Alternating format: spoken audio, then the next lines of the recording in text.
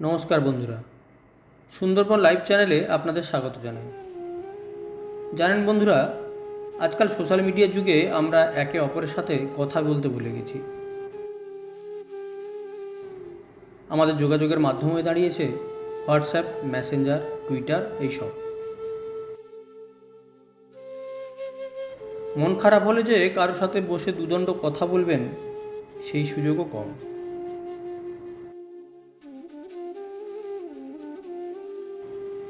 এমনই এক মন খারাপ করা বিকেলে গ্রামের মধ্যে দিয়ে হাঁটছিলাম। একা হাঁটতে হাঁটতে হারিয়ে যেতে চেয়েছিলাম সবুজে ঘেরা এই গ্রাম্য প্রকৃতির সাথে।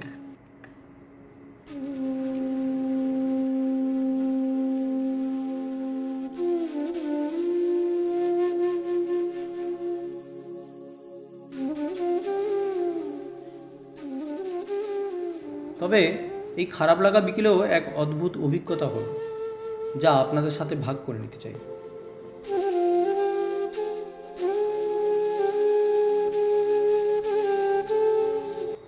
আমরা আমাদের দৈনন্দিন জীবনে বিভিন্ন ক্ষেত্রে সফলতা পাওয়ার জন্য প্রস্তুতি নিয়ে থাকি, যাতে আমরা কোনো কাজ ঠিকমতো করতে পারি, ঝুঁকি কম থাকে।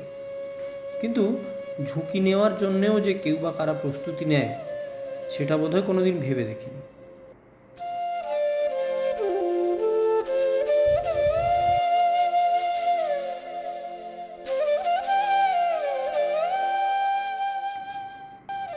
গ্রামের মধ্যে হাঁটতে হাঁটতে ওরা কিছু একটা করছে দেখে গুটি গুটি পায়ে এগিয়ে গেলাম।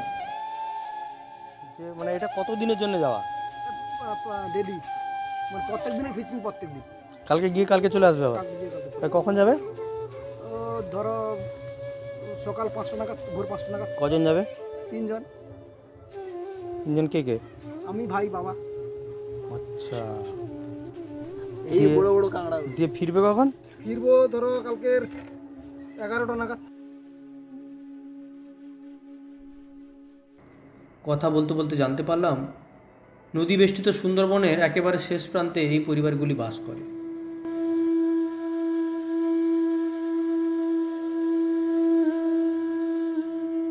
লোকেশন ভারতবর্ষের পশ্চিমবঙ্গ, দক্ষিণ 24 পরগনা জেলার কুলতলি ব্লকের বিনোদপুর বি অম্বিকানগর গ্রাম।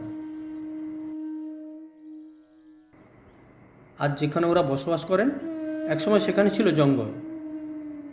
আনুমানিক প্রায় 70-80 বছর আগেকার কথা।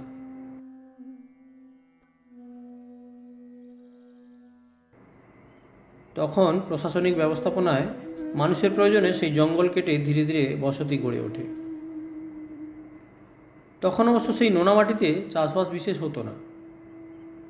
প্রায় প্রত্যেক বছরই বন্যায় নদীর নোনা জল এসে তাদের স্বপ্নগুলোকে চুরমার করে দিয়ে যেত।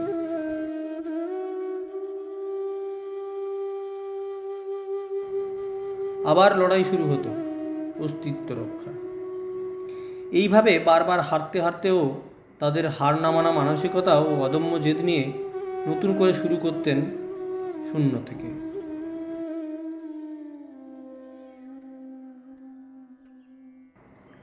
তখন যোগাযোগ ব্যবস্থা ছিল নৈবচ।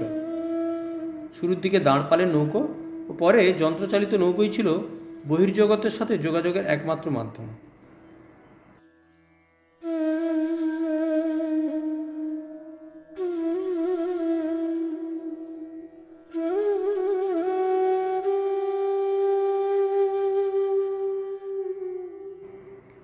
ধীরে ধীরে নিজেদের জেদ ও পরিকল্পনাকে কাজে লাগিয়ে একটু একটু করে তারা উন্নতি করতে থাকেন।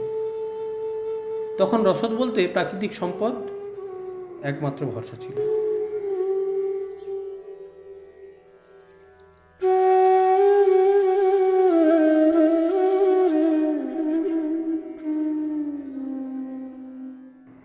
নদীর মাছ, কাঁকড়া, জঙ্গলের কাঠ, মধু, মোম এইসব সম্বল করেই চলত জীবনযাপন, যা থেকে এখনও পুরোপুরি বেরিয়ে আসা যায়নি।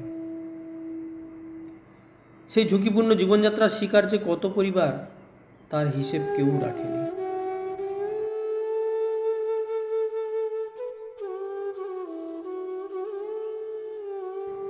প্রজন্মের পর প্রজন্ম থেকে গিয়েছেন সেই ঝুঁকিপূর্ণ জীবিকার সাথে, যারা আজও অবলীলায় বলতে পারেন, প্রস্তুতি নিচ্ছি ঝুঁকি নেওয়ার।